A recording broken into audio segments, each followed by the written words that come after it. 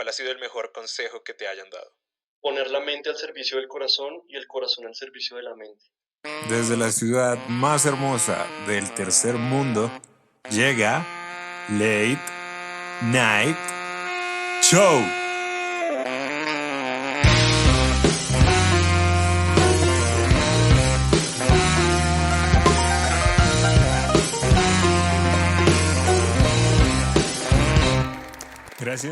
Gracias, muchas gracias. Gracias. Bienvenidos a Late Night Show. Yo soy David Botero y este es el primer capítulo. Es creo el día 123 de la cuarentena y ha sido una semana en donde ha pasado de todo. 106 días bebiendo. El récord con el que Ana del Castillo, la cantante de vallenato, le ganó a Diomedes Díaz. Mientras tanto, en el centro de operaciones de Buchanan's, en Escocia, se preguntan ¿qué coño es Colombia y por qué nos salvó de la quiebra durante la cuarentena? Vacunas contra el coronavirus estarían listas para diciembre. Mientras tanto, nosotros rogamos a todos los dioses falsos y verdaderos que ojalá sea diciembre de este año. Antioquia empezará a tramitar pasaportes de emergencia para aquellas personas que tengan que hacer vuelos humanitarios al exterior. Y la verdad es que ya era hora. ¿Quiere alguien pensar en las reservas de perico en el mundo?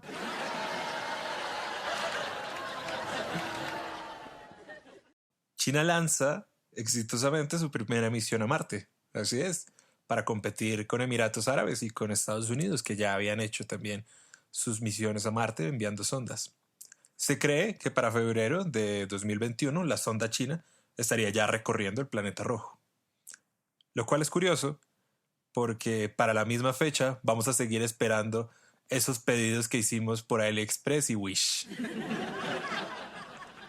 El pasado lunes, Kanye West, en el meeting presidencial, dijo que la marihuana sería gratis si él llegara a ser presidente de los Estados Unidos. Mientras tanto, el cartel de Sinaloa, el cartel Jalisco Nueva Generación y todos los narcotraficantes colombianos se están poniendo de acuerdo y están haciendo las paces para evitar esta posible quiebra. Síguenos en Instagram como @LateNightShow, en Twitter como ShowLate, en Facebook como Late Night Show. Pueden escucharnos en Spotify, Apple Podcast, Google Podcast, Evox, Spreaker, YouTube. Si, dado el caso, hay alguna otra plataforma en la que no estemos presentes, pero que sea de su agrado, por favor escríbanos y nosotros con gusto subiremos el programa ahí. El invitado de esta noche es una persona muy especial para mí. Es un bogotano de pura cepa y de no ser, porque nació en el 94, sería un auténtico cachaco chirriado a la carachas. Es un hombre que no cree en Dios, pero es muy apasionado por escribir historias porque, según él, el mundo se transforma cuando las personas creen en ellas. Un sujeto que todavía está aprendiendo a mirarse el espejo y su posición favorita de yoga es lavar la loza. Ha sido columnista, profesor y un gran estratega del mundo publicitario. Es cofundador y director de Venga le digo, un proyecto donde se promueve el diálogo como una herramienta para la vida. Y además de todo eso, es uno de mis mejores amigos. Con ustedes, Juan Garrido.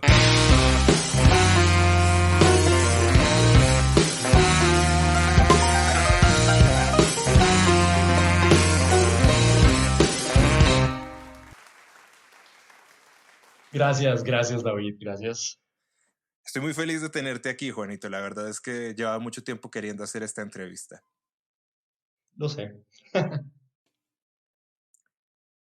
Estos días de la cuarentena han sido todo un caso y una locura.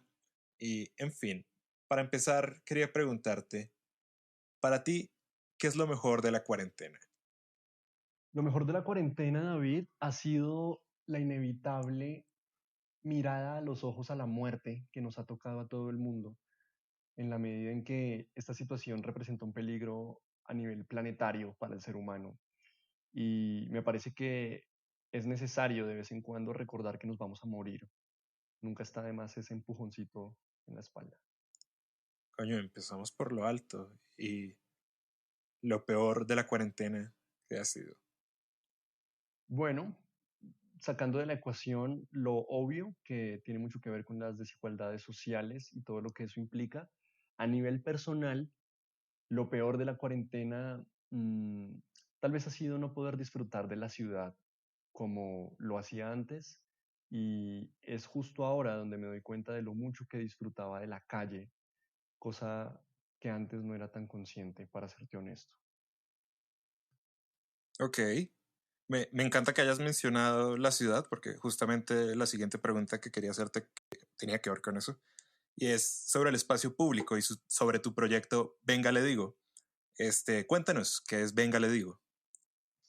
Venga, le digo, es un proyecto que tengo con mi novia, Amelia, y ahí lo que hacemos es promover el diálogo como algo que deberíamos hacer todas las personas de una forma habitual, y lo vendemos algo así como una herramienta para la vida. Eh, y si tocas el tema del espacio público es porque de alguna u otra manera es o fue el espacio público el primer espacio donde el proyecto tuvo lugar. Mm, Básicamente, de la mano de lo que te acabo de decir, nosotros salíamos una vez a la semana, usualmente los domingos, a hablar con la gente en los parques públicos y a decirle a la gente, oiga, ¿quiere hablar un rato conmigo? Creo que la gente ya no habla, creo que es importante que hablemos. Y eso era lo que hacíamos, así empezó y bueno, luego empezó a crecer eh, y de hecho, ahora que haces esta pregunta, voy a volver a responder la pregunta anterior. Creo que lo que más me ha costado en la cuarentena es no poder hacer venga, le digo, en los espacios públicos. Lo extraño Comprendo, muchísimo. Y comprendo. tiene Sí, todo que ver con la ciudad. ciertamente, porque tu proyecto era una forma como de retomar el espacio público. Sí, recuperarlo, algo así. Y bueno, dime, ¿dónde podemos seguir este proyecto, Juan? Somos muy inquietos, sobre todo en Instagram, @que venga le digo, aunque el proyecto se llama Venga le digo, pero Venga le digo ya estaba ocupado por algún otro hijo de puta, entonces @que venga le digo. En Facebook también, en Facebook también nos encuentran y pues también respondemos por ahí, pero en Instagram creo que estamos un poco más activos. Y bueno, ahí pueden checar un poco más de lo que hacemos. El espacio público es y era una de entre muchas cosas. Tenemos un podcast, tenemos encuentros para dialogar de manera virtual, ahorita en medio de la cuarentena. Entonces, si alguien está desparchado por ahí y quiere conocer gente nueva y abrirse la cabeza con ideas nuevas sobre preguntas profundas e interesantes, pues muy bienvenido. Cuéntame un poco del podcast, que por cierto, yo tengo una aparición ahí. Sí, a propósito de eso, estás en el capítulo número 2, el episodio 2 para las personas que escuchen esta. Eh, Ahí va a estar David hablando sobre cocinar. El podcast que tenemos es un brazo de Venga Le Digo y por lo tanto se llama Radio Le Digo. Eh, y un poco el sistema editorial que manejamos ahí es de temporadas, o así lo presupuestamos. Apenas vamos en la primera, es un podcast que también acaba de nacer. Y esta primera temporada se llama Rutinas Rituales. En Rutinas Rituales lo que hacemos es invitar gente a hablar sobre rutinas de la casa, rutinas que aparentan ser aburridas, monótonas, medio paisaje, pero que en el fondo pueden revelarse como grandes rituales, de ahí el nombre. Entonces, yo me siento un rato a dialogar con alguien sobre algo, sobre una rutina y bueno, han salido cosas bien interesantes. Creo que la intención detrás de todo esto, y creo que lo hemos logrado de alguna manera, es invitar a las personas a reconciliarse con su espacio de hábitat y con esas actividades que por la repetición y la monotonía pues se vuelven de alguna u otra forma tediosas o pueden llegar a volverse así. Pero de cara a un mundo post-coronavirus, definitivamente sentimos un llamado a entablar una relación mucho más amistosa con la casa o con ese espacio en el que vivimos y en el que vamos a tener que estar cada vez más tiempo. Y en la medida en que aprendamos a llevárnosla mejor con esas actividades que nos cuestan, que no a todos nos cuestan las mismas, algunos más lavar la loza, a otros más bañarse, a otros más tender la cama, pero seguro, si le encontramos un sentido o un propósito a esas actividades, más allá del que pereza me toca hacer esto, nuestra vida va a ser mucho más enriquecedora y esos momentos van a ser mucho más disfrutables. De eso va un poco el podcast. Comprendo, oye, sabes que estaba escuchando el último capítulo, que por cierto se los recomiendo mucho. El último capítulo del podcast habla sobre barrer. Y una cosa interesantísima que mencionabas ahí, que de hecho también medio mencioné en el capítulo de la cocina, es que en estas tareas del hogar, a veces la gente no lo nota, pero es un gran espacio para la meditación. ¿Sabes? Como que cuando estás haciendo algo y estás solamente tú con tus pensamientos, haciendo lo que sea, es una gran forma de meditar y de hecho, pues le recomiendo a la gente como que no crea que la meditación es solamente como sentarse y repetir un mantra, no, hay muchas formas de hacerlo y una gran forma de hacerlo puede ser cocinar, barrer, en fin. No dejen de escuchar el podcast de Juan y no dejen de seguir a Venga Le Digo en todas sus redes. Gracias, David. Entonces, hay algo que quería preguntarte al respecto de Venga Le Digo y de tu proyecto y de todo este planteamiento del diálogo, y es que para ti, ¿qué es lo más importante del diálogo? Buena pregunta. Tal vez lo más importante es la necesidad de dejarse agredir para evolucionar. Cuando dialogas, David, te das cuenta de que entras en un espacio donde hay una alta probabilidad de que salgas herido, de que salgas lastimado. Y si no sales lastimado, o mejor dicho, si no te abres a esa posibilidad, si el espacio de encuentro con el otro no te abre a la posibilidad de vulnerarte, de herirte o de agredirte, no estás dialogando. Porque el diálogo definitivamente es un encuentro con la diferencia. Y en esa medida es un encuentro con lo desconocido, es un encuentro con aquello con lo que no estoy de acuerdo, con aquello que me da miedo, con aquello que no entiendo. Y es ahí donde el otro representa una posible transgresión. Y la razón por la cual digo que es lo más importante en el diálogo es porque es esa misma transgresión la que te permite crecer, la que te permite expandir tus nociones de la realidad y pues por lo tanto lo que te permite de alguna u otra manera asumir la vida desde múltiples lugares y no desde solamente uno, lo cual cuesta mucho, es doloroso, pero es necesario en la medida en que la vida es compleja y requiere múltiples perspectivas para poder asumirla, como un videojuego más o menos. ¿Cuál crees que es la cualidad más importante para dialogar bien? Para dialogar bien, me hiciste acordar de una frase que le escuché una vez a un gran profesor, Fabián Zanabria, en la que algún consejero del Papa, no recuerdo muy bien hacia qué año, pero estamos hablando de hace bastantes siglos, le decía, Su Santidad, tal vez la Iglesia tiene que renunciar a la tentación de hacer el bien. Y, y yo creo que por ahí hay cosas, por ahí hay cosas al respecto de esta pregunta que me haces. Yo creo que la cualidad más importante en el diálogo es renunciar a la creencia de que no las sabemos todas y de que todo lo que pensamos, decimos y sentimos está bien para el otro y el otro por lo tanto debe creerlo de la misma manera. Es decir, si lo debiera sintetizar en una sola palabra, creo que sería la humildad. Otra pregunta al respecto del diálogo, y es que a las personas introvertidas que les cuesta mucho dialogar, ¿qué consejo les darías para mejorar sus habilidades de diálogo? Les diría que encuentren su lugar seguro.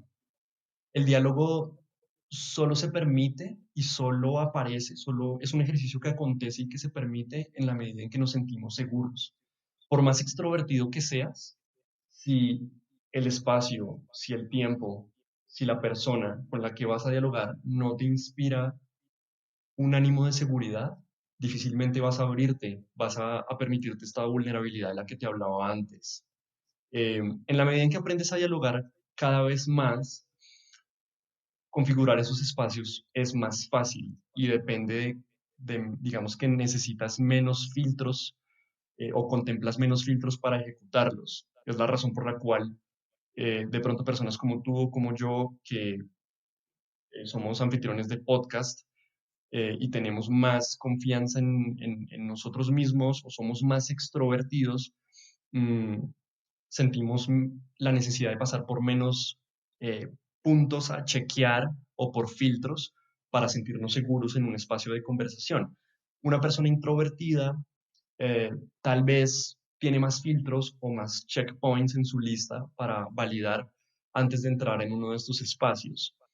Eh, por lo tanto, mi consejo sería busque o identifique a esa persona con la que ya tienes una relación de confianza, con la que ya entraste en una relación de vulnerabilidad y ejercita tu diálogo con este tipo de personas eh, y practícalo. Definitivamente el diálogo es una práctica y es un ejercicio tanto como el cultivo del cuerpo.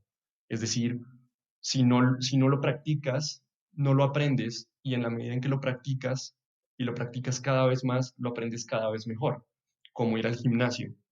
Funciona algo similar. Por ejemplo, yo, que soy un enclenque casi al nivel de un palillo que se lo va a llevar el viento, me da pereza, me da jartera el gimnasio porque siento que estoy como en una competencia de cuerpos, además que parecen como acuarios, tipo vitrina, donde la demás gente pasa y nos ve, y bueno, en fin. Em, Siento que hay algún cierto tipo de introversión en ese ejemplo que me pasa a mí y que hace que yo haga ejercicio en casa. Entonces tengo pues mis cosas para hacer ejercicio en la casa, vendría a ser mi espacio seguro, donde hago ejercicio con mi novia, que también es una persona con quien tengo una relación de confianza y donde no siento esa competencia o esa presión o esa mirada del otro que me incomoda. De pronto esa analogía valga para una persona introvertida que quiera aprender a dialogar cada vez mejor. ¿Cuál crees que es la mejor grosería que hay? La que esté mejor contextualizada. Creo que no me gustan los universalismos, pero cuando te golpeas el dedo pequeño del pie con la cama, el hijo de puta con tilde en la U, aunque por ser palabra grave no lo debería, pero las groserías se permiten esas Claro, transgresiones del claro. lenguaje. Definitivamente el hijo de puta con tilde en la U, creo que es una gran grosería, es una de mis favoritas, es terapéutica, la recomiendo 100% a mis pacientes. Eh, y creo que es como la que yo, si dependiera de mí, universalizar una sola grosería y una que debería contemplarse en los manuales de educación para niños, debería ser esa. Hijo de puta. Ok, Con ok. tilde en la U. Con tilde en la U. No lo olvidaré. Pero creo que dependiendo del contexto, hay groserías que se adaptan mucho mejor a las situaciones. Como no me cree hijo de puta, que es distinto, por supuesto. Y la palabra mierda, pues que tiene una polivalencia impresionante que la hace riquísima. Pero para no extenderme mucho, me voy con el hijo. Ok, excelente elección. Yo personalmente me gusta mucho la palabra gonorrea, la encuentro súper modular y útil para casi cualquier situación. Y así como tú dices, como que es súper contextual, entonces como que la puedes usar en muchos contextos y de formas positivas y negativas, ¿sabes? Como que te preguntan, oye, ¿y qué tal estuvo esa fiesta? Y tú dices, uy, estuvo una gonorrea y eso puede significar que estuvo muy bien o que estuvo muy mal.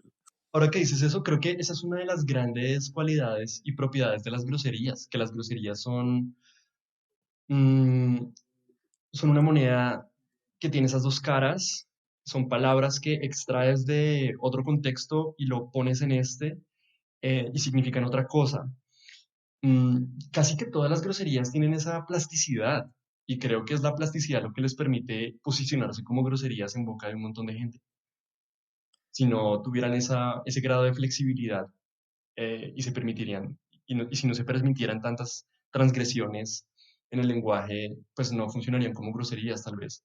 Es decir, es muy extraño que cojamos enfermedades venéreas y las usemos para designar otras cosas, cosa que no pasa con otras palabras. Es decir, árbol es árbol y difícilmente yo voy a descontextualizar la palabra árbol para decir, uy, eso está muy árbol. No funciona. Tiene que ser algo políticamente incorrecto como una enfermedad venérea. Y eso es lo que me parece que las hace hermosas. ¿Tú crees que los nombres influyen en la personalidad de las personas? Hay teorías que sostienen que el lenguaje influye en la forma en que pensamos el mundo. Ah, yo creo que no en esos casos, en el nombre, porque el nombre es una escogencia deliberada de un padre o de alguien sobre un otro, que es un bebé. eh, y me parece que en ese caso no. Me parece que cuando hablas alemán, sí, a que cuando hablas español también. Es decir, no sé si sepas, pero se hicieron unas investigaciones, unos lingüistas, en las que ponían a gente que hablaba su lengua, cuya lengua materna era el alemán, los ponían a describir las cualidades de un puente y tomaban a personas cuya lengua materna era el español y las ponían a hacer lo mismo. Se dieron cuenta de que que las personas cuya lengua materna era el alemán, describían un puente con unos adjetivos que tendían a ser mucho más estéticos del lado femenino, por decirlo de alguna manera. Escribían un puente como un objeto delicado, frágil, bello. No tiene que ver con las mujeres, hago la salvedad. Uso la categoría femenino porque me funciona. Y cuando a las personas de lengua materna castellano o español les preguntaban por la descripción del puente, se daban cuenta de que estas personas describían el puente como algo mucho más fuerte, rígido, masculino, por poner la categoría. Y estudios similares se han hecho para intentar sostener la teoría de que la lengua que hablas define la forma en que percibes el mundo. Resulta que en alemán puente es femenino, en español Ok, puente es masculino. Y desde ahí ok. se han elaborado una serie de cosas como por el estilo para dilucidar lo que te estoy diciendo. Ahora, eso para mí tiene sentido. Creo que, por ejemplo, en el inglés, cuando definitivamente tienes solamente una forma de nombrar las cosas, por ejemplo, I love you, y con eso basta y se reduce toda la experiencia del espectro del amor a eso, y en el español tienes un montón de te quiero, te amo, te adoro, y claro, en el internet también, que en el internet, uf, tremendo lapsus, en el inglés también, pero se usa menos. Creo que eso configura por completo tu experiencia como ser humano en el mundo. Pero con los nombres no creo que suceda eso. ¿Tú qué crees? ¿Crees que un Jason o una Your Lady está configurada por su nombre? Yo creo que en parte sí. Yo personalmente sí creo que en parte el nombre sí define algo en tu personalidad. Te voy a volver la pregunta, ¿Vale? o más bien, le voy a añadir esto y quiero que me respondas lo siguiente. ¿Crees que influye en esa persona el nombre por el contexto social en el que se enmarca el nombre o porque ese nombre le adjudica algún tipo como de característica a la persona? Yo diría que ambas cosas. Y diría que ese valor también que mencionas se define un poco por el contexto en el que está. Un nombre puede significar más algo o menos dependiendo en dónde lo uses. Por ejemplo. Tú te llamas Aquiles Bailo, obviamente te Sí, van a joder por eso y tu nombre va a tener una carga humorística. Pero si estás en claro. un país hispanohablante, mientras que si tienes ese nombre en una situación, no sé, de algún país angloparlante, pues vale, que eres Aquiles y ya, y como mucho te asociarán con el héroe griego. Claro, en ese caso que estás poniendo, la influencia sobre la personalidad de la persona vendría desde un agente externo, que es el que se burla y el que hace que, supongamos, esta persona tenga que desarrollar una personalidad mucho más firme, concreta, sólida, y para no dejársela montar o para no sentirse mal cada vez que le hacen el chiste de aquí les bailo rico. O como- Es un buen Pero punto, bueno, no lo había pensado, no lo había pensado. Puede que pero sí, bueno. puede que sí. Me hiciste recordar un tuit que me pareció completamente estúpido de una mujer cuyo nombre obviamente no voy a decir, pero que tuiteaba en su momento todas las Lauras son unas perras. Y yo me ponía a pensar, todas las Lauras son unas perras, wow. ¡Wow! Uf, me encanta, David, me encanta. Qué buen chiste. Wow. Uf, ya cierra. Con esto termina el podcast, no hay nada más que decir. Juan Garrido, señores, muchas gracias. No, me ponía a pensar qué proceso estadístico habrá hecho esta mujer para determinar que todas las Lauras son unas perras. Y, y me ponía a pensar que era demasiado osado y de alguna manera como triste dejar que la experiencia de ciertas cosas que te pasan hagan que ciertas categorías o etiquetas tengan un adjetivo. ¿Qué tal que tu sobrina se llame Laura? Así como, o tu hija en el futuro se cambie el nombre a Laura, ¿qué va a ser de ti? Pues qué tragedia, ¿no? Como, Los nombres son un mundo muy interesante. ¿Tú cuál crees que es el nombre más sexy que hay? me gusta mucho Victoria. Creo que, no sé, nunca lo había pensado. Digamos que Victoria me parece excitante. Okay. Por alguna razón. Voy a psicoanalizar eso y luego te cuento. Dejémoslo para otro programa. ¿Cuál es la palabra más divertida de decir? Mondongo, por el chiste del gringo, marica. Uf, ¿lo sabes? No, no, ¿Lo puedo ilústrame. contar? Sí, claro, por favor.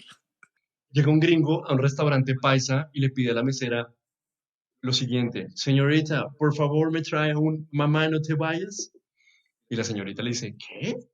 Sí, señorita, un mamá no te vayas. Y la vieja, ¿qué? Y el man, sí, aquí dice mondongo. Bueno, es un chiste que le da risa al 0.5% de la población, pero es un gran chiste y desde que lo escuché no puedo dejar de reírme cada vez que escucho o pronuncio la palabra mondongo. Es demasiado. Los chistes malos son los mejores, Juan. Sí, sobre todo los que tienen que ver con el lenguaje. Sobre Eso todo. filtra mucho las amistades. Sí, sí, sí, sí, sí, no, es verdad. Los mejores son los que juegan con el lenguaje. ¿Tienes un acento favorito? Tenía el acento chileno por alguna razón. En el imaginario el acento chileno sonaba muy bien. Por lo menos cuando veía Carcú, esta serie de Nickelodeon, eh, para adolescentes, decía, wow, los chilenos tienen un acento muy bonito. Luego tuve la oportunidad de ir a Chile y pasar más o menos unos 3 días metido en un buggy 4x4 en el desierto con dos señoras cincuentonas chilenas de Santiago. Wow, marica, es como el purgatorio. Sí, yo creo que debería haber una adaptación de El infierno de Dante con dos señoras chilenas, 3 días en el desierto. Te cambia la vida y terminas odiando el acento chileno. Entonces, descarta el chileno. Ah, el caleño últimamente me viene haciendo ojitos. Por Epa. alguna extraña razón, he dado con personas caleñas y me parece un acento, no diría sexy, pero que me parece como muy bailable, Ok, obviamente. ok. ¿Cuál es el mejor uso que le has visto a los emojis? Recuerdo una campaña publicitaria que hizo Domino's en la que le permitía a sus clientes simplemente mandarles el emoji de una pizza y ya con eso hacían su orden.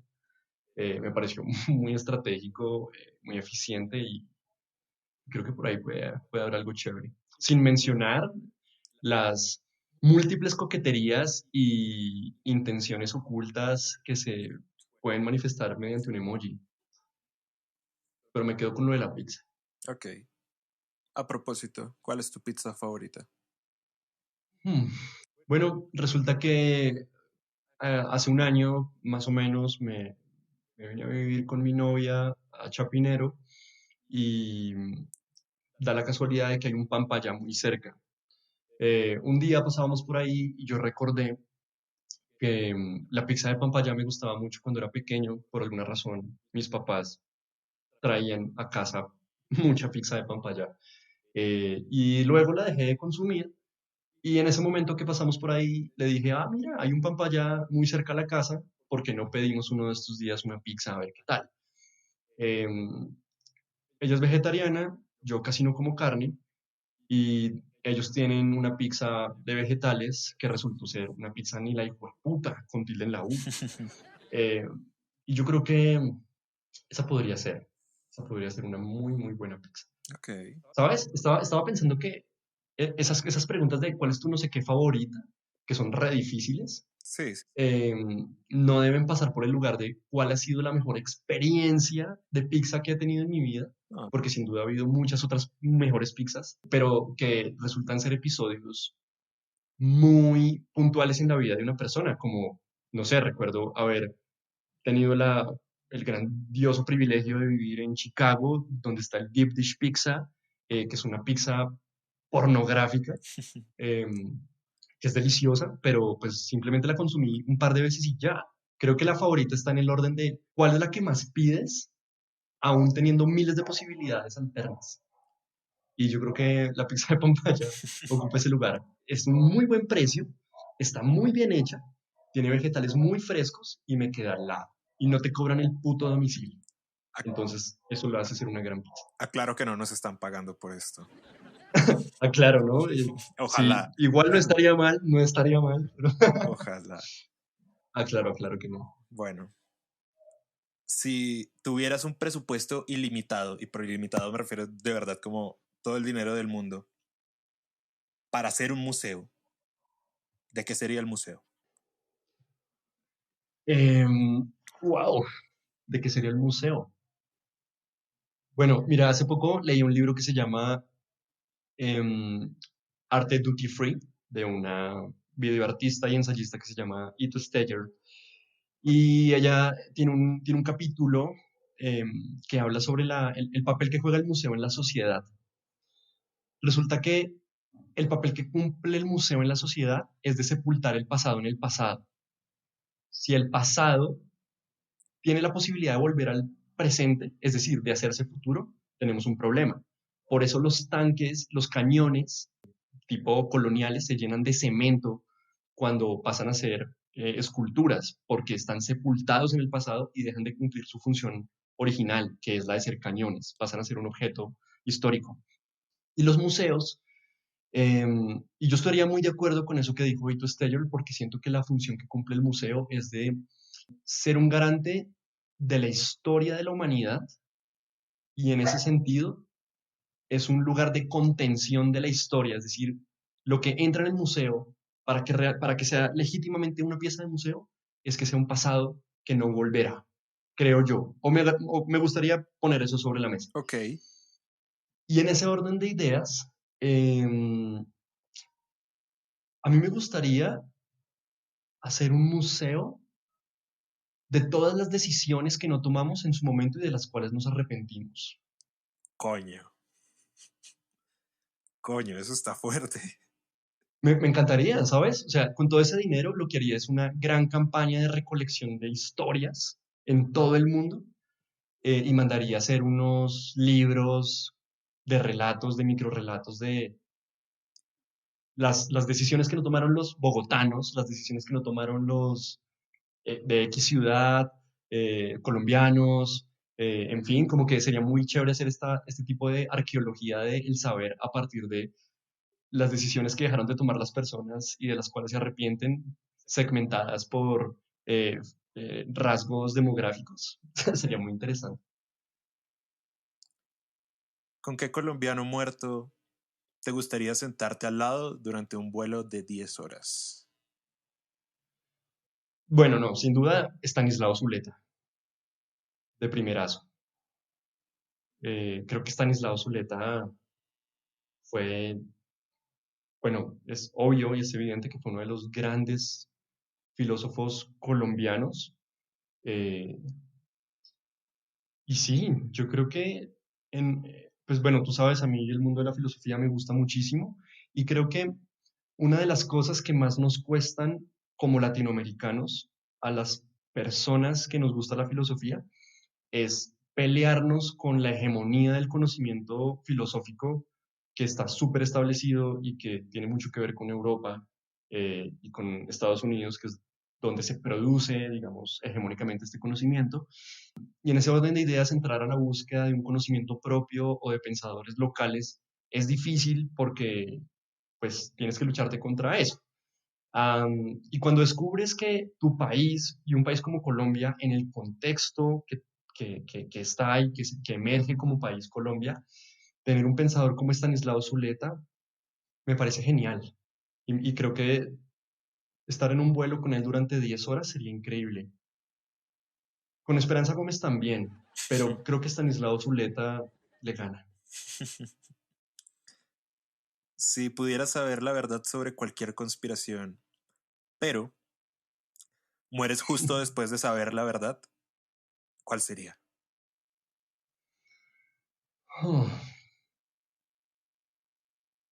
Bueno, yo quisiera saber si las cangreburgers están hechas de cangrejo. Es maldita sea, no puede ser. No quiero creerlo, pero bueno, maldito. Sí, sí, sí, esa es. Entiendo que tú eres muy fan del mito de Sísifo, el ensayo de Camus.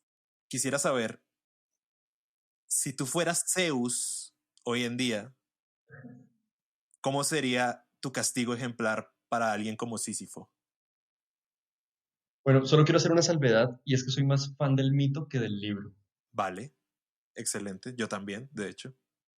Que por cierto, para los que no lo sepan, los que no conozcan el mito, es básicamente Sísifo era un rey que engañó al panteón de dioses griegos varias veces y Zeus, como castigo a todos estos engaños, lo hizo subir una piedra hasta la cima de la montaña, con la particularidad de que la piedra se iba a caer de la montaña y tendría que hacer esto por el resto de la eternidad. Todos los días subir la piedra y cuando llegara a la cima se caería y repetir eso eternamente. Añado que era una piedra ni la hijueputa, ¿no? También, y también una montaña, ni la hijueputa, con tilde en la U. Sí, exacto, exacto. Era una pendiente bastante empinada y era una piedra mucho más grande que su cuerpo. O sea, una loca. Entonces tu pregunta es básicamente, si yo fuera Zeus, ¿cuál sería mi versión del castigo a Sísifo Correcto, contemporáneo? correcto. Bueno, ya sé, ya sé. Mi versión actualizada del mito de Sísifo sería em, que te llamen cada 3 horas de un banco a ofrecerte una tarjeta de crédito y no puedas desviar la llamada ni colgar. Tengas simplemente que aguantarte por lo menos unas 2 horas de conversación y al final responder una encuesta de satisfacción. Todos los días de tu vida, durante todos los días, cada 3 o 4 horas, durante el resto de tu eternidad. Eres diabólico, Juan. Soy, soy el mal en pasta. Entiendo que hace unos años fuiste profesor en la Tadeo, por un muy corto tiempo, pero estuviste enseñando. Quisiera saber, ¿tú qué crees que se debería dejar de enseñar y que se debería empezar a enseñar en los colegios y en las universidades? Se debería enseñar menos el qué y más el por qué en todos los en todos los niveles de educación. Ok. ¿Crees que hay algo que los padres deberían de dejar de enseñarle a sus hijos? No, en este punto de mi vida creo que no. Yo creo que, y cada vez más le doy la razón a esos momentos donde cuando un niño sentía la cantaleta de mis papás, eh, pero ahora que lo hago con mi hermano, por ejemplo, con mi hermano menor, y me siento como en esa figura de padre o de madre, a veces, mm, a pesar de que pueda estar equivocado en lo que le estoy diciendo, lo que le digo sale de mi corazón y sale probablemente de una experiencia que yo hubiese querido evitar en mi vida. Y creo que cuando das un consejo a modo de enseñanza, más o menos en el orden de ideas en el que te lo estoy poniendo, eso no debería ser negado, porque sale desde lo más honesto. Y la honestidad es bien escasa en estos días. Entonces yo creo que no cambiaría nada. ¿Cuál fue el mejor profesor que has tenido? Algunos de los mejores profesores que en este momento llegan a mi mente y que definitivamente han marcado un antes y un después en mi sistema de pensamiento, creo que por ahí tendría que ver la respuesta. El primero, y creo que fue porque hablamos de él hace poco en este mismo episodio, es José Castillo, profesor de mi universidad. Sin duda de los mejores que yo también he tenido, de hecho. Un saludo a José. Un saludo a José. Eh, de hecho, con él fue la conversación de Barrer para las personas que han escuchado el podcast desde el principio. Sí, gran maestro de la vida. Y todas mis exnovias, sin duda. Oye, excelente mención a eso, ¿sabes? Como que mucha gente a veces mira la figura de los ex como algo oscuro, dañino de la vida, pero de ellos se aprende un montón. Grandes maestras, mis exnovias. Y en general, pues, bueno, no puedo hablar por nadie más, pero mis exnovias han sido unas senseis de la vida, de mi vida. Me enseñaron a amar, básicamente. No hay nada más importante que eso. Me han enseñado a amar. ¿Y cuál ha sido el peor profesor? Bueno, eh, exceptuando a José y a otros tres, el resto de profesores de la universidad, de la Tadeo, hago la mención, son una basura. Y, y yo creo que lo dejaría ahí. Sí, esos profesores con los que sientes. Es que, es más, esta pregunta es bien curiosa porque definitivamente en el mundo en el que estamos, acceder a la figura del profesor está transada por un intercambio monetario. Pagas para que te den clases. Y me cuesta mucho desligar la respuesta de la sensación que te da cuando eres consciente de que estás desperdiciando y quemando tu dinero con un profesor determinado que te tocó o que tomaste la mala decisión de tener. ¿Cuál es la cualidad más importante en un profesor? Creo que la cualidad más importante de un profesor es dudar todo el tiempo hasta de lo más establecido. Y creo que es lo que más le cuesta cuando un estudiante que tiene menos estudios o conocimientos en el área de experticia que tiene el profesor, lo contradice y lo pone en jaque. Y creo que esa habilidad de dudar es lo que permite que el profesor sea un gran profesor, cuando permite que sus alumnos se vuelvan sus maestros. ¿Cuál es la diferencia entre conocimiento y sabiduría? Mm, es una pregunta compleja y creo que la voy a responder, la voy a cortar por el lugar de que tal vez la sabiduría entra en el orden de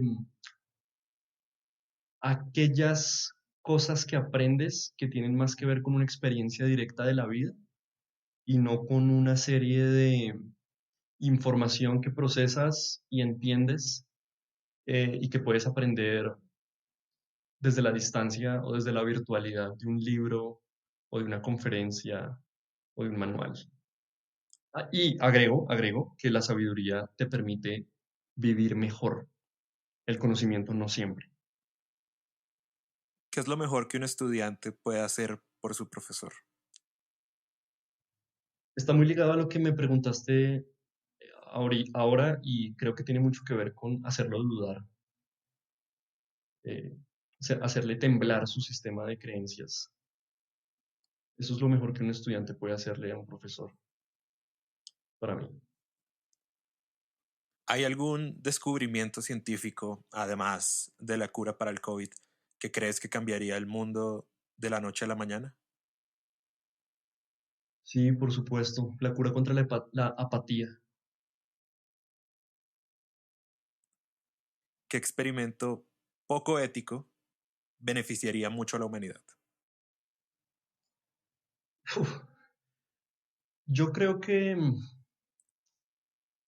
em, ¿Sabes? Los bebés tienen ciertas propiedades que perdemos los seres humanos en la medida en que crecemos y hacer cierto testeo con bebés sería de gran beneficio para la humanidad en la medida en que nos permitiría comprender más de nosotros mismos y sobre todo ayudar a desarrollar al ser humano en esa etapa que es tan determinante. Y creo que la razón por la que no se hace, o por lo menos no se hace a luz, a la luz del día, es porque los bebés son como unos objetos sagrados, más que digo objeto en el sentido en que ser bebé es mucho más sagrado que ser un adulto. ¿Hay alguna distopía que creas que sea muy posible que pase? Bueno, además de la que estamos viviendo justo ahora. Eh, sí, que se me rompa el pene haciendo el amor. Siempre le he tenido mucho miedo, lo he leído en muchos lugares, pero como nunca me ha pasado y no conozco a nadie que le haya pasado, entra en la categoría de ficción y por lo tanto considero que es una distopía de todo hombre. Ciertamente sí. Qué miedo, de hecho. A propósito, ¿conoces a alguien que se le haya roto el pene? No, pero también he leído historias. También he leído ¿Y te historias. da miedo también? Sí, sí, sí, sí. Y siento que he estado cerca de. Es tenaz, ¿no? Sí, Es tenaz ese miedo porque es como que estás ahí y como que le bajas un poquito porque te da miedo, sí. pero nunca pasa y es como, "Jue puta". Sí, no sé, creo que por ahí iría una distopía. ¿Qué es lo más inteligente que uno puede hacer en esta vida, Juan? Ahorrar dinero. ¿Cuál ha sido el mejor consejo que te hayan dado? Poner la mente al servicio del corazón y el corazón al servicio de la mente. Coño, pero qué cosa más bella. Fue una gonorrea cuando me lo dijeron. ¿Quién te lo dijo, por cierto? Es una historia bonita. Yo estaba mochileando por Argentina, llegué a un pueblito que se llama San Martín de los Andes, eh, como en la parte norte de la Patagonia, entrando apenas a la Patagonia, y alquilé un Airbnb eh, y resultó ser un viejito, ya muy viejito, muy solitario, como con su casita en medio del bosque y un día, una noche, hablando con él, contándole de mi vida, él contándome de la suya y con sus muchos años de ventaja, de sabiduría por encima de mí, simplemente me miró a los ojos en un momento en que yo estaba medio enredado en la historia que le contaba, porque estaba pasando por una crisis bien existencial en ese momento, y el tipo simplemente me miró y me dijo eso. Me dijo, Juan, pon tu mente al servicio de tu corazón y tu corazón al servicio de tu mente. Y ya. Y eso me cambió la vida. ¿Cuántos años tenías? Ah, 23, Ok. 22, por ahí. Son palabras fuertes para esa edad. Son palabras muy fuertes. Para cualquier edad, tal vez. Sí, sí, sí. Pero bueno, ahí se los dejo a los oyentes que también estoy seguro que les puede ayudar bastante. ¿Y a ti? Sí, tal vez a mí. ¿Hay algún personaje ficticio del que te hayas enamorado alguna vez? Ah, qué curioso. Justo anoche estaba hablando de eso con mi novia. Le contaba que había un anime cuando yo era niño, que seguro tú también viste, que se llamaba Shaman Kid. Sí, lo distingo. ¿Lo Lo recuerdas? distingo. No lo veía muy seguido, pero lo distingo. Bueno, en ese anime había un personaje principal que era un chico, en fin, y el chico tenía una novia, y la novia era eso que académicamente llamamos una malparida. Lo trataba como un culo, eh, era como bien rebelde y como que todo le sabía mierda, eh, y era como súper prepotente, pero era divina, era un personaje, además era una caricatura. Y yo recuerdo, no sé, tener 10 años, 11 años, no sé, y ver Shaman Kid y enamorarme de la chica sobre todo por su personalidad tan malparida. Suele pasar, aún en la vida real, ¿no? Eh, Creo que desde ahí se configura como ese goce con lo destructivo, pero bueno, ese personaje me arrebataba unos cuantos suspiros y pajas preadolescentes. ¿En dónde serás siempre bienvenido? En la casa de mis papás, ¿Y en dónde nunca serás bienvenido? en la casa de mis papás. ¿Puedo saber por qué? Por la razón por la que uno se va de la casa. Cuando uno deja de sentirse bienvenido, te vas. Y extrañamente cuando te vas a ser bienvenido de vuelta por siempre. Dicen que las mascotas son los nuevos hijos y que las plantas son las nuevas mascotas. ¿Tú qué opinas? ¿De dónde sacaste eso? Lo vi en un meme. Sí, pues, yo podría estar de acuerdo. Creo que hay unos grados de humanización. Eh, de hecho, la palabra domesticación viene del francés dom, vendría a ser algo así como del hombre, domesticación. Y creo que la domesticación sucede en el nivel en que humanizas a las otras especies.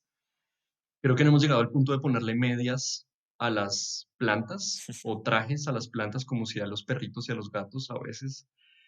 Y en ese orden de ideas estaría muy de acuerdo, sobre todo porque sacas a las especies de su lugar, digamos, natural, y los traes de alguna forma como objetos de decoración.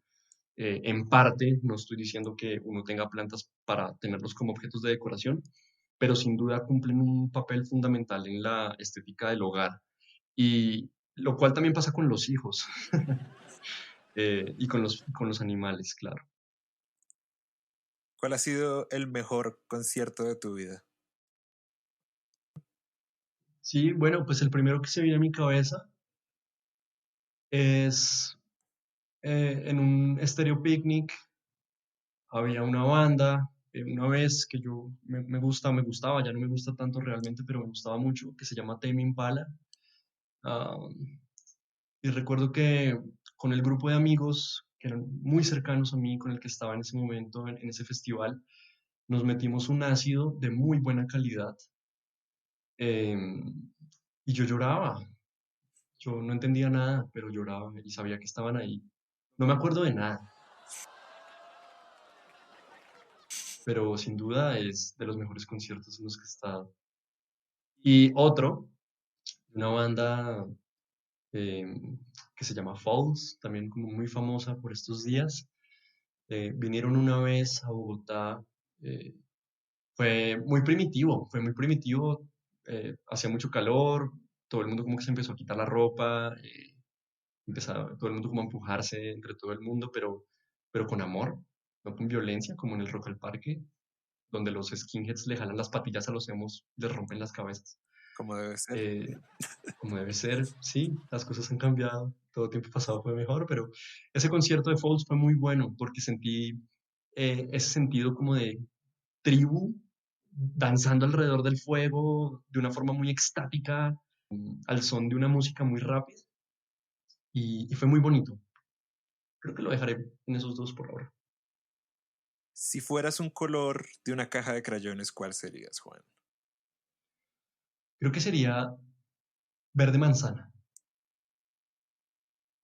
¿Por alguna razón en especial? El verde manzana me gusta mucho y, y creo que el verde manzana es un gran color. ¿Cuál es tu olor favorito? Me gusta mucho el olor a depósito, como de ladrillo húmedo. Mm, sí, es muy placentero para mí.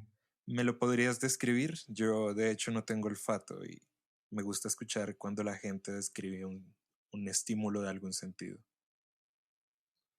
Ok, bueno, qué bueno que me preguntes eso porque jamás he hecho ese ejercicio. A ver, El olor a ladrillo mojado o a ladrillo húmedo es un olor extraño porque viene a ser algo así como un oxímoron. El ladrillo es seco y es raro que esté húmedo o que huela a húmedo.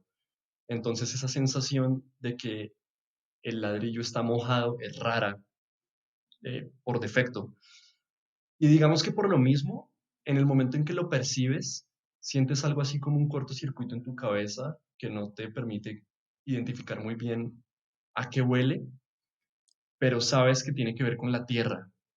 Y tal vez me gusta mucho porque eh, el ladrillo comparte ciertos orígenes en su producción con la tierra, obviamente, y pasa por un proceso que lo hace ser ladrillo, pero es algo que viene desde el suelo. Ah, y de pronto, de alguna forma, este depósito guardado, ladrillo húmedo, me recuerda como a la tierra, no sé, yo soy una persona que ha vivido mucho tiempo entre el asfalto, muy de ciudad, en edificios, mucho concreto. Justamente eso te iba a decir. De hecho, es curioso que mencionaras el ladrillo mojado, ya que el ladrillo es como lo más común de las fachadas bogotanas y que esté mojado también es lo más común por lo lluviosa que es esta ciudad. Claro, pero es que hay una particularidad cuando el ladrillo está en un lugar donde no hay ventilación, que por eso puse el ejemplo del depósito, Ok. porque, porque de hecho es precisamente en los depósitos donde más he sentido el olor a ladrillo húmedo. La humedad se concentra, no se puede ventilar y pues queda ahí como en el aire. Y qué bonito, nunca lo había pensado. De hecho, creo que me reconecta con la naturaleza, pensar en el ladrillo slash tierra húmeda, sin poder acceder a él directamente porque pues estoy acá encerrado entre todo este asfalto. Tal vez por eso me gusta mucho. ¿Tienes algún placer culpable? Sí, sí, sí, sí. Bueno, sí. No, creo que sí hay algo que entraría en el orden de la confesión también. Por mi contexto, por el tipo de música que frecuento y por el tipo de relaciones interpersonales que sostengo a partir de la música, que como sabrás, pues, digamos, muchos de mis amigos más cercanos tienen mucho que ver con escenas underground, experimental con el sonido, y a mí me encanta gritar Miguel Bosé y Rocío Dúrcal, así, a corazón abierto, es la verdad. Y es que a quién no. Hay que ser un depravado como para que no te guste. Las hay, los hay, los hay. Pero creo que entra dentro de esa categoría de gusto culposo porque es algo que no puedo hacer con ciertas personas. De hecho, es algo con las que es algo que puedo hacer solo con aquellos con que realmente puedo entrar en un estado de honestidad absoluta y que comparten el mismo gusto. No es que con los demás no comparto un estado de honestidad absoluta, pero tener a alguien con quien compartes la honestidad y que comparte ese mismo gusto es el cielo. Dicen que todo tiempo pasado fue mejor. ¿Tú qué opinas? Yo creo que ese pensamiento es muy poco esperanzador y no me gusta por eso mismo, porque mata la utopía y bueno, es necesaria para mí, para seguir caminando. ¿Qué querías ser cuando eras pequeño? Tristemente nada, yo no pensaba en eso. ¿Cuál era tu juguete favorito cuando eras niño? Ah, me encantaba montar bicicleta, luego eso migró a la tabla, montaba mucha tabla y sí, creo que esos dos juguetes fueron muy importantes en mi infancia y en mi adolescencia también. ¿Hay algún mal hábito que te cueste dejar? Sí, creo que a veces soy un poco más ordenado de lo que me gustaría. ¿Hay algún buen hábito con el que te hubiera gustado empezar antes? Leer, leer. Me hubiese encantado haberlo hecho mucho antes de lo que fue. ¿Cuál fue el primer libro que leíste? Am, hmm, una pregunta. Tal vez fue El alquimista de Pablo Coelho. Libro consciente, ¿no? Creo que hay que hacer esa distinción. Sí, digamos que por gusto propio, por motivación propia tuya de querer leerlo. No tanto como porque te obligaran en el colegio. Sí, yo recuerdo que El alquimista de Pablo Coelho fue un libro que no leí porque quisiera leer ese libro o ese autor, sino porque realmente quería leer un libro. Y era muy pequeño. em, ¿Cuántos años tenías? en ese entonces yo debí tener por ahí unos 13. Bueno, no, sí, ponle 13. Y recuerdo que yo recuerdo haberle dicho a mi mamá, mamá, recomiéndame un libro, quiero leer un libro. Y mi mamá, pues ella ama a Pablo Coelho, o lo amaba en su juventud, no sé, tenía muchos libros de él en la casa. Y me dijo, léete este libro. Y yo lo leí y wow, quedé fascinado realmente. Contra toda crítica que se le puede hacer a Pablo Coelho, creo que El alquimista es un gran libro. ¿Y cuál es el último libro que leíste? Justo ahorita estoy terminando un libro, este que te acabo de mencionar hace un rato, que se llama Arte Duty Free, de un ensayista que se llama Ito Steyer. Es básicamente como una crítica al arte contemporáneo y a los procesos de digitalización del mundo. Cómo ha cambiado todo. ¿De Pablo Coelho hasta acá? Un poco. Dime algo que en tu vida haya empezado mal, pero haya terminado bien. Mi relación con la marihuana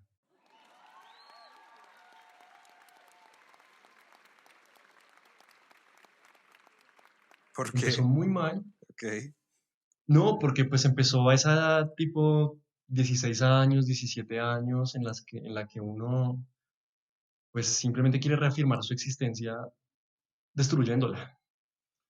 Y mi relación con la marihuana empezó como algo pues muy desde ese lugar, ¿no? Desde el lugar de, por un lado ese, querer explorar, mirar de qué manera puedo zafarme de la realidad, también un poco por la presión social de el que fuma marihuana es más cool en ese entonces, no sé hoy que sea cool para los chicos de 16 años, pero en ese entonces era eso. Y obviamente con el uso sostenido vino la adicción, o más bien como la tolerancia de necesitar cada vez más y la inconsciencia también de comprarle a cualquier dealer, eh, pues de la esquina, de- del que ni puta idea sabes de dónde viene esa marihuana, ni cómo fue cultivada, ni qué te va a hacer en la cabeza, ni, bueno, y fumar en tapas de esferos, y pues quemar plástico, y bueno, todo eso como muy inconsciente, muy destructivo, a pues un proceso que ha venido siendo cada vez más respetuoso con la planta, con los modos de consumo, con mi cuerpo. Entonces yo creo que eso ha sido, ha sido algo de lo que me enorgullezco mucho y creo que entra muy bien como respuesta a esa pregunta. ¿Qué pondrías de epitafio? Lo intenté. Si acaso hay una vida después de la muerte y pudieras usar un objeto en la siguiente vida, ¿qué te gustaría tener? Creo que me llevaría mi vaporizador de marihuana. Una excelente decisión. Bueno, dime una compra de menos de 100,000 pesos que te haya cambiado la vida. Y de preferencia que no sea algo como libros o un boleto, un concierto, sino algo más bien como un artículo físico. Tú sabes como a qué me refiero, más o menos. ¿Qué podría ser? Ah, bueno, ya sé, ya sé. Em, estas bases para el portátil, para poner el computador, que elevan la pantalla y la ponen en una posición más a la altura de tu cabeza, de tus ojos, me cambió la vida y se la cambiaría a todo el mundo. Lo que hacen estas cosas, que me costó como 60.000 pesos, eh, es que endereza tu espalda por arte de magia casi. Y eso te evita muchos problemas a futuro y ni te das cuenta. Es un cambio muy sutil, pero muy significativo. Se lo recomendaría a todo el mundo acá. ¿Qué es legal ahora, pero que tú crees que será ilegal en 10 años?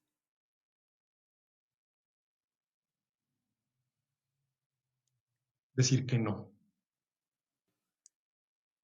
¿Y qué es ilegal ahora, pero que será legal en 10 años?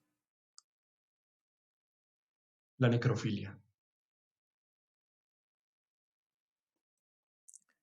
Bueno, ahora vamos a pasar a una sección un poco más ligera, digamos, donde te voy a preguntar preguntas con una respuesta A y una respuesta B. Tú puedes escoger ambas, puedes inventarte una y de preferencia me gustaría saber el porqué de cada respuesta. Entonces, ¿oveja o lobo? Lobos disfrazados de ovejas. ¿Y por qué? Porque es uno de los recursos metafóricos más usados en el catolicismo. em, y a mí me marcó bastante esa metáfora en una época de mi vida en la que fui muy católico o me convertí más bien al catolicismo a raíz de una experiencia muy fuerte. Y esa metáfora de el lobo disfrazado de oveja mm, se me quedó bastante, sobre todo porque luego conocí una canción de una banda de hardcore bogotano que se llama The Tryout.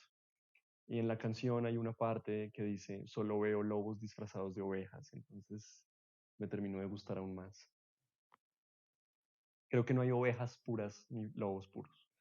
Creo que hay ovejas siempre. Siempre todos tenemos algo de oveja, siempre todos tenemos algo de lobo. ¿Día o noche? Noche. ¿Por alguna razón en especial? Como por ejemplo que este programa se graba de noche.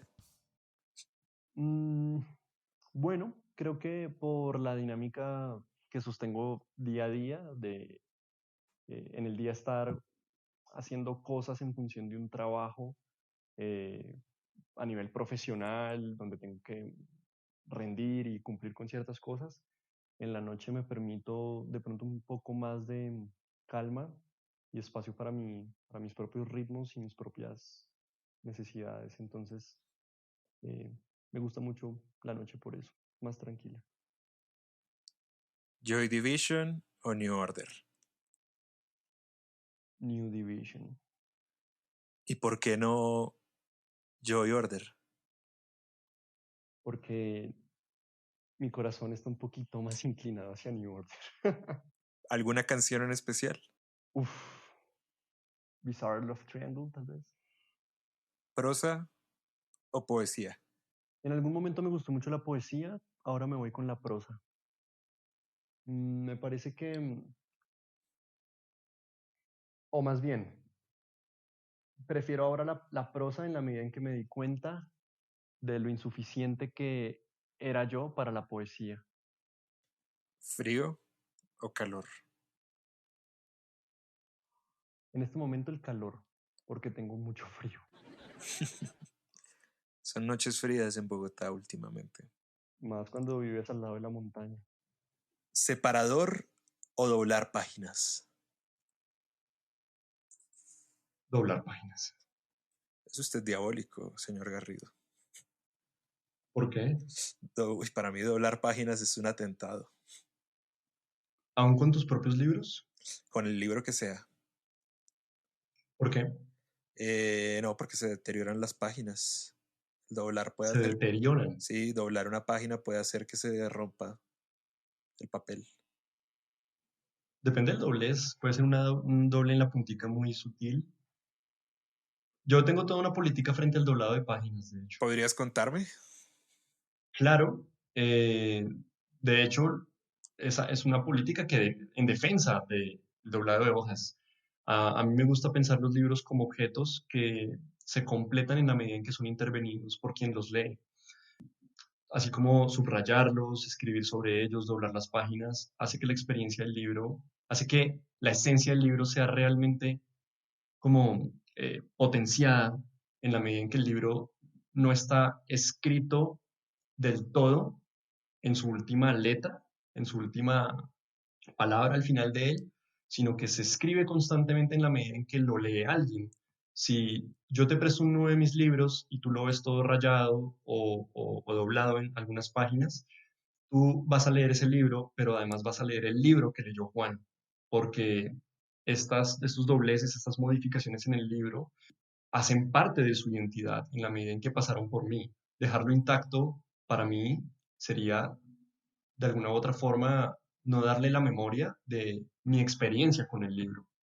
Creo que sería como negar que yo pasé por ahí. Eh, También creo que no todo el mundo pasa de la misma forma por los libros, pero mi experiencia personal con los libros es una experiencia violenta, tanto del libro hacia mí como de mí hacia él.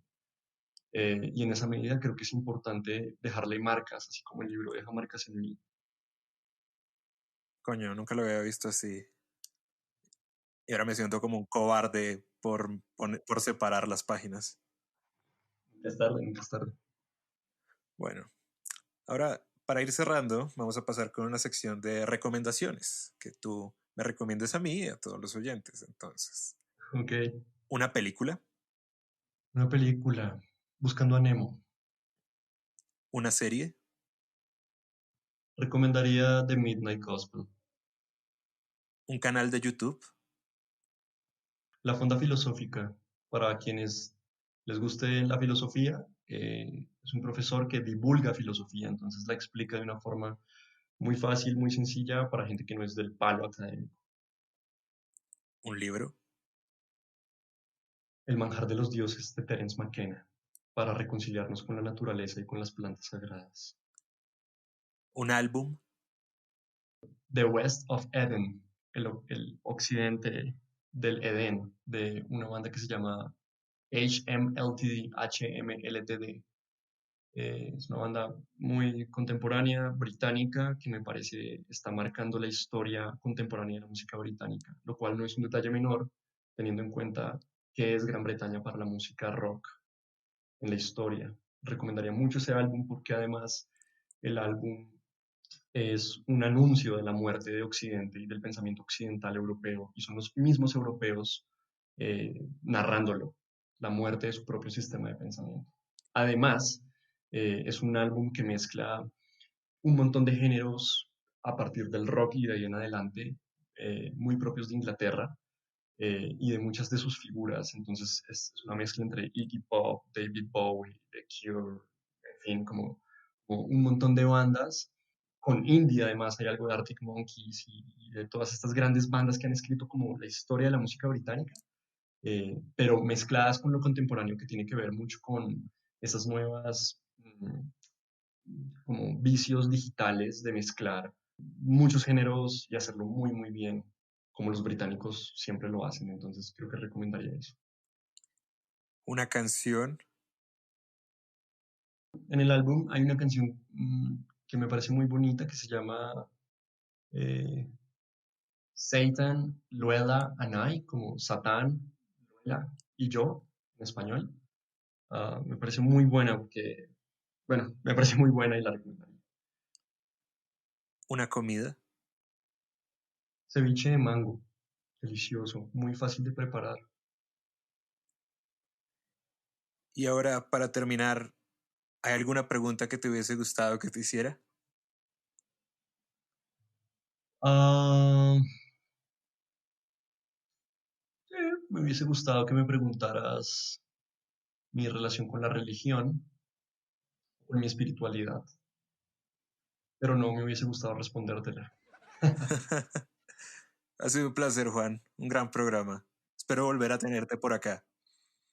Gracias a ti, la pasé muy bien. Espero que volvamos a tener esta conversación con otras preguntas y ojalá de aquí para allá también. Muchas gracias por invitarme. A ti por venir. Juan Garrido, señores, muchas gracias.